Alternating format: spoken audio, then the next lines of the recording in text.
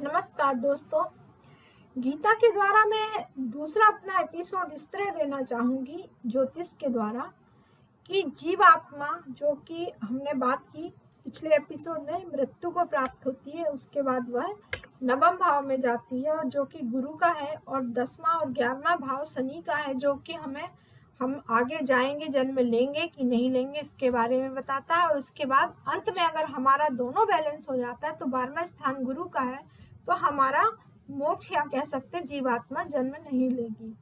देखिए यहाँ अगला इस एपिसोड में मैं बताना चाहूंगी कि मेष लग्न में पूर्ण रूप से अगर हमारा फिर से यात्रा हो रही जीवात्मा की, तो फिर से मेष लग्न पुनः पूर्ण रूप से माता के उदर में स्थित हो जाएगा। माता के उदर से चतुर्थ भाव से यह बाहर आएगा, तो शरीर धारण करके जब आएगा तो इस तरह से आएगा, अतः जीवात्मा शरीर धारण करके पुनः अव्यक्त में आ जाएगी और आत्म स्वरूप में आ जाएगी। तो कहाँ पे आएगी?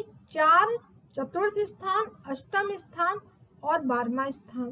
तीनों 4, 8, 12 को जो बुरा माना गया है, बुरा नहीं है दोस्तों। हम 4, 8, 12 को इस तरह देख सकते हैं कि व्यक्त से अव्यक्त की ओर यह यात्रा चलती रहती है। अतः ज्योतिष दृष्टिकोण से देखें तो लग्न शरीर का प्रतीक है। शरीर का गर्भ, उसकी आत्मा को हम सूर्य से देखते हैं, तब शरीर में गर्भ पंचम भाव में आता है। अतः हम पूर्व जन्म की बात पंचम भाव से इसीलिए देखते हैं।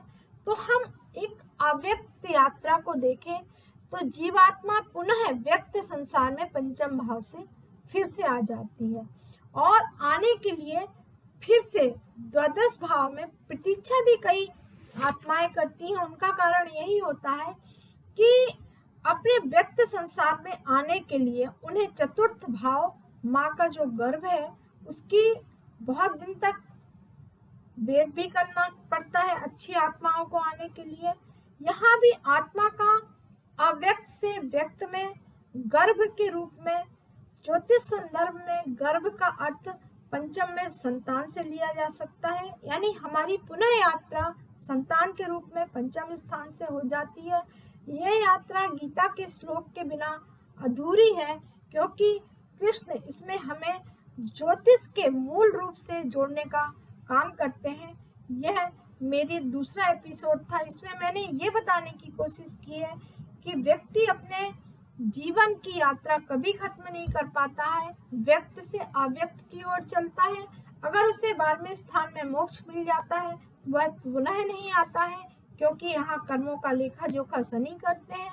और वहीं पर अगर पुनः आत्मा जन्म लेती है तो हम शरीर के साथ चतुर्थ स्थान के बाद पंचम स्थान संतान के रूप से फिर से हमारे क्रोमोसोम्स के रूप में फिर से रिसाइकिल हो जाती है और हम कभी नहीं मरते हैं और हमें लगता है कि हम अब नहीं रहेंगे। ऐसा नहीं है दोस्तों, हम फिर से व्यक्त और अव्यक्त की यात्रा करते हैं।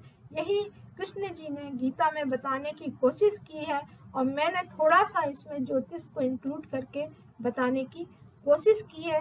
तो हम ज्योतिष को जो भौतिकवादी में समझते हैं, इसे हमें अध्यात्म से जोड़कर समझना होगा और हम ज्योतिष को अपने ऊपर, अपने जीवन के उद्धार के लिए उपयोग करना सबसे पहला कर्तव्य होना चाहिए।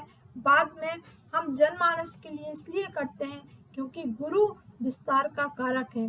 क्योंकि आज के युग में लोगों को रुपए पैसे की जरूरत है, इसलिए लोग बाग इसमें भौतिक चीजों के कारण से उसमें धन अर्जन करने का व्यवसाय बना लेते हैं।